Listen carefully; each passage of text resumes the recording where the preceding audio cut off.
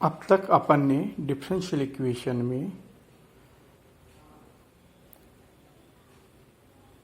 उन समीकरणों को हल किया जिनमें चर पृथक किए जा सके हो, जो समघात अवकल समीकरण हो, जिन्हें समघात बनाया जा सके, linear differential equation, Bernoulli differential equation, यथार्थ अवकल समीकरण, और जो यथार्थ अवकल समीकरण नहीं हो लेकिन निरीक्षण विधि के द्वारा उनको हल किया जा सके।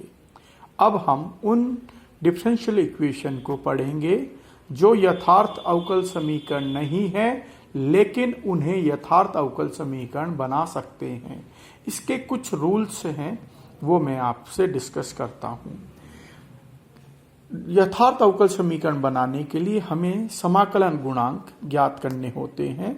उनके निम्न रूल्स हैं, वो डिस्कस करते हैं कि यदि समीकरण M D x plus N D Y समघात हो, यानी प्रत्येक पद में चरों की घातों का योग समान हो, तथा M x plus N y is not equal to 0 है, तो 1/mx प्लस एन वाई समीकरण का एक समाकलन गुणांक होता है। अब पूरी समीकरण को यहां m और n के मान दे रखे होंगे, इस पूरी समीकरण को इससे गुणा करेंगे तो यथार्थ अवकल समीकरण बन जाएगी। इसी तरह से रूल सेकंड, यदि दी गई समीकरण m dx plus n dy equal to 0 इस रूप की हो कि f1 जिसमें सारे पद x y के हों और फिर गुणा हो y से dx, प्लस f2 xy यानी जिसके सारे पद xy के गुणक के हो और इंटू x अलग से हो dy इक्वल टू 0 रूप की हो, तथा mx minus N y, m और n के मान यहां से प्राप्त हो जाएंगे, उसको x से गुणा किया, n को y से गुणा किया, नॉट इक्वल टू 0 हो, तो 1/mx माइनस एन वाई दी गई समीकरण का समाकलन गुणक होता है। अब पूरी समीकरण को इससे गुणा करेंगे तो दी गई समीकरण समघात यथार्थ अवकल समीकरण में कन्वर्ट हो जाएगी। तीसरा रूल कि यदि दी गई समीकरण m dx plus n dy equal to 0 में व्यंजक 1/n डेल m, चूंकि ये यथार्थ अवकल समीकरण नहीं है तो del m upon del y और del n by del x 0 के बराबर नहीं है, इक्वल नहीं है, तो ये जो वैल्यू आएगी उसको 1/n से गुणा करेंगे, मान वो उसमें केवल x के पद होंगे या अचर होंगे, ये ध्यान रखना। यानी ये समीकरण दे रखी है, इससे अपन इसका m का y के सापेक्ष आंशिक अवकलन करेंगे, n का x के सापेक्ष आंशिक अवकलन करेंगे, इसमें से इसको घटाएंगे, जो संख्या आएगी उसमें इस n के वैल्यू का भाग देंगे, वो शुद्ध x के पद होंगे या अचर होंगे। तब e टू दी पावर ये जो वैल्यू आएगी e to the power integration fx dx या e to the power kx dx दी गई समीकरण का समाकलन गुणांक होगा। यदि एक रूल चौथा, यदि दी गई समीकरण m dx plus n dy equal to 0 में व्यंजक 1/m del n by del x minus del m by del y, उल्टा है, देखो इसमें से ये घट रहा था, यहाँ पे क्या है, इसमें से ये घट रहा है, 1/m से गुणा करेंगे, ये निश्चित रूप से एक ऐसा फलन प्राप्त होगा, ऐसी वैल्यू प्राप्त होगी जिसमें शुद्ध y के पद होंगे या अचर होंगे।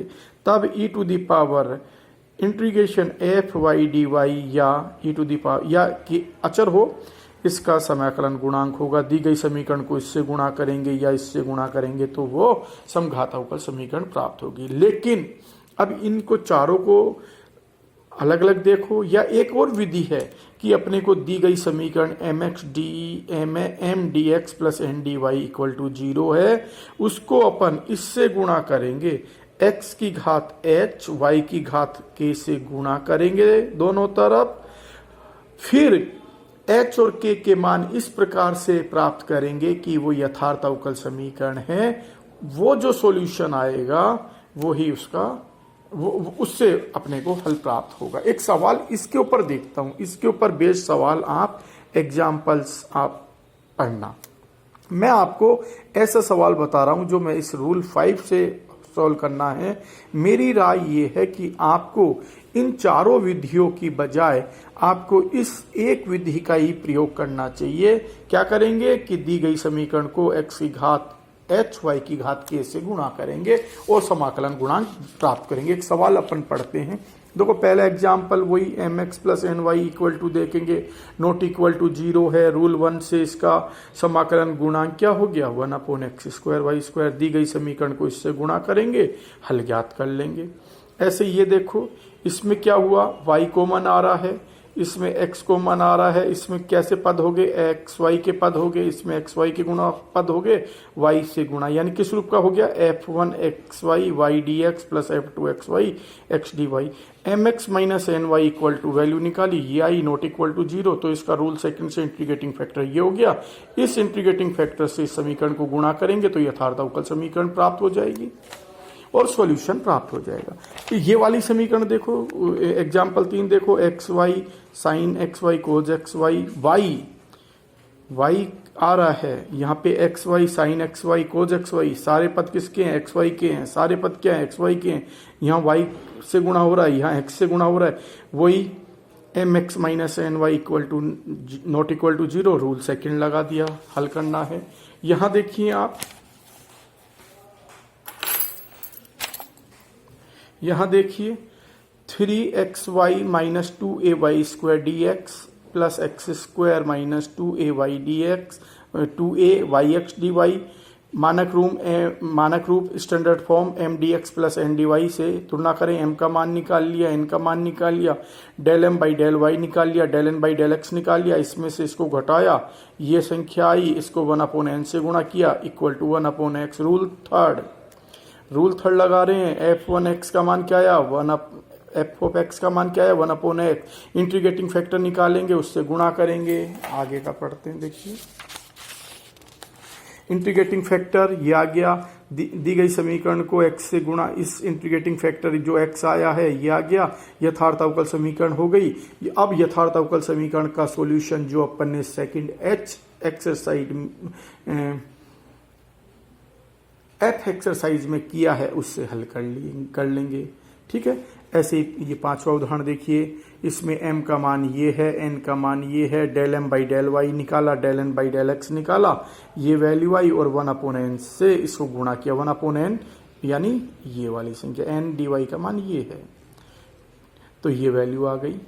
इसमें भाग दे दिया ना, x यहाँ से कॉमन निकाल लिया, x इसका भाग दे दिया, ये आया शुद्ध x का फलन आया, इंटीग्रेटिंग फैक्टर ये आ गया है ना, तो इससे गुणा किया, यथार्थ अवकल समीकरण प्राप्त हो गई, उसको हल कर लिया पूर्व विधि से।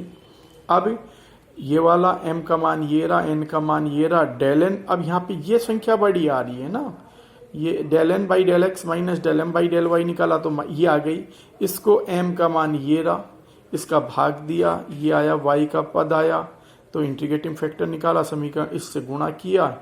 मैं थोड़ा जल्दी इसलिए बता रहा हूं कि आप इसको घर जाके देखेंगे तो इजीली हो जाएंगे। ठीक है, मेरा अब यहाँ ऐसे एग्जाम्पल 7 है, आपको करना है, del n by del x निकाल लेंगे, डेल m बाई, पर एग्जाम में क्या होगा वहां अपने को ये नहीं पता, या तो आप चारों की वैल्यू निकाल के देखेंगे, रूल 1 लगाएंगे, रूल 2 लगाएंगे, रूल 3 लगाएंगे, फिर उसके बाद पता लगेगा कि कौन सी अपने को समाकलन गुणांक प्राप्त हो रहा है। तो ऐसे ही आपका उदाहरण 7 है। मैं जो बताना चाह रहा हूं वो एग्जाम्पल 8 है, जिसमें अपन इन जनरल अधिकतर सवाल इस मेथड से हो जाएंगे। क्या है, y² plus 2x² y dx plus 2x³ minus xy dy equal to 0। अब रूल 1, 2, 3 नहीं लगा के मैं रूल 4 लगा रहा हूं। मैं क्या कर रहा हूं, दी गई समीकरण को एक बार तो ऐसे लिख लिया है, y² dx minus xy dy plus 2x² y dx plus 2x³ dy, या यहां से y कॉमन आ गया है। या ऐसे भी आपको नहीं करना, आप ऐसे भी मत करिए, आप सीधा क्या करें, x rest power h y rest power k माना समाकलन गुणांक है और इसको गुणा करेंगे। तो ये स्टेप, आपको ये 2 स्टेप लिखने की भी जरूरत नहीं है। आपको क्या करना है, ये स्टेप भी नहीं लिखने, आपको सीधे समीकरण x को x rest power h y rest power k से गुणा करेंगे, फिर dx के कोफिशिएंट इकट्ठे कर लेंगे, dy के गुणांक इकट्ठे कर लेंगे और फिर मानेंगे कि ये इस समाकलन गुणांक से गुणा करने पर ये समीकरण यथार्थ अवकल समीकरण प्राप्त हो गई। तो dx का जो गुणांक होगा वो कैपिटल M होगा, dy का जो गुणांक होगा वो कैपिटल N होगा। अब यथार्थ होने के लिए del M by del Y निकालेंगे। इसका डिफ्रेंशिएशन करना है विद रिस्पेक्ट टू y। तो देखिए क्या आएगा, ये घात आगे आ गई k प्लस टू, एक्स की घात h ऐसा कैसा, y की घात k प्लस वन, फिर प्लस टू, x तो कांस्टेंट है ना क्योंकि with respect to partial differentiation y के कर रहे हैं, तो 2x rest power h plus two तो ऐसे ही रहा, ये घात आगे आ गई k प्लस वन, y की घात k रह गई। n का मान ये रहा, n ये है, ये रहा n, 2x की घात h plus three Y rest power k minus x की घात h प्लस वन वाई के प्लस वन। इसका with respect to partial differentiation करना है x के विद रिस्पेक्ट, तो 2 घात आगे आ गई h प्लस थ्री, एक घात कम हो गई x rest power h plus two, Y rest power k ऐसा कैसा, फिर minus h plus one, X rest power h, Y rest power k plus one. अब समीकरण एक जो ये है, ये वाली समीकरण एक यथार्थ अवकल समीकरण होगी यदि ऐसा हो del M by del Y equal to del N by del X, यानी यहाँ इसका मान रख दिया, del M upon del Y का ये मान रख दिया है और del N by del X का ये मान रख रहा है। अब अपने को वैल्यू निकालनी है एच और के की, तो क्या कर रहे हैं, अपने को दो समीकरण चाहिए, तो अपन क्या कर रहे हैं, दोनों तरफ x की घात h Y rest power k plus one तथा x rest power k plus two Y rest power k के गुणांकों की तुलना करने पर यहाँ x rest power h Y plus y की घात k प्लस वन का गुणांक क्या है, k प्लस टू। यहाँ इस तरफ क्या है, x rest power h Y plus k का गुणांक क्या है, माइनस h प्लस वन, ये आ गया। अब इसका गुणांक देखें, x की घात k plus two, Y rest power two का गुणांक क्या, वाई रेस्ट पावर k का गुणांक क्या है, 2k plus one, equal to यहाँ इसका गुणांक क्या है, 2h प्लस थ्री। यहाँ इसको इधर ले गए हैं और इस 2 को इधर ले गए, तो क्या आया, h प्लस के इक्वल टू माइनस थ्री, और यहाँ 2 से तो 2 कट गया, इसको इधर लेके आ गया h माइनस के, और ये 3 को इधर ले गया इक्वल टू माइनस टू। दोनों को जोड़ा तो k कट गया, 2h equal to minus five, तो h equal to minus five by two, ये आ गया। h और k के मान ज्ञात कर दिए, या वज्र गुणन विधि से सीधा निकाल सकते हैं। तो समाकलन गुणांक क्या आया, x की यहाँ रख दिया मान, ये समाकलन गुणांक माना था ना, तो x की घात h और y rest power k, h और k के मान यहाँ रख दिए, तो समाकलन गुणांक आ गया x की घात माइनस 5/2, y की घात माइनस 1/2। इसको समाकलन गुणांक से गुणा करने पर ये आ गया। अब ये कौन सी समीकरण है, यथार्थ अवकल समीकरण। यथार्थ अवकल समीकरण का सॉल्यूशन अपन पूर्व विधि में 2f एक्सरसाइज में जैसे निकाला है वैसे ज्ञात करेंगे, ये सॉल्यूशन है।